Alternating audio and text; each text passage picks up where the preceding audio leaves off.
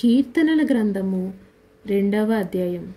అన్ని జనులు ఏలా అల్లరి రేపుచున్నారు, జనములు ఏలా వ్యర్థమైన దాన్ని తలంచుచున్నవి.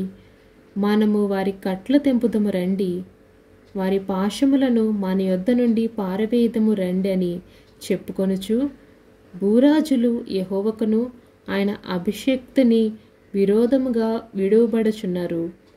ఏలికలు ఏకీభించి ఆలోచన చేయుచున్నారు. ఆకాశమందు ఆసీనుడగువాడు నవ్వుచున్నాడు. ప్రభువు వారిని చూచి అపహాసించుచున్నాడు. ఆయన ఉగ్రుడై వారితో పలుకును, ప్రచండ కోపము చేత వారిని తల్లడింపజేయును.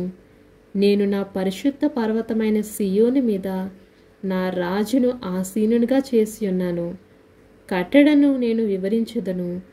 యెహోవా నాకిలా సెలవిచ్చెను, నీవు నా కుమారుడవు, నేను నిన్ను కనియున్నాను.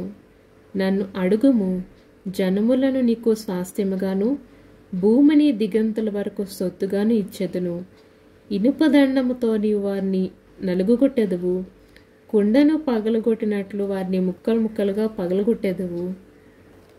కాబట్టి రాజులారా వివేకులై ఉండడి, భూపతిలారా బోధన చేయుడి. భయభక్తులు కలిగి యెహోవాను సేవించుడి, గడగడ వణుకుచు సంతోషించడి. ఆమేన్.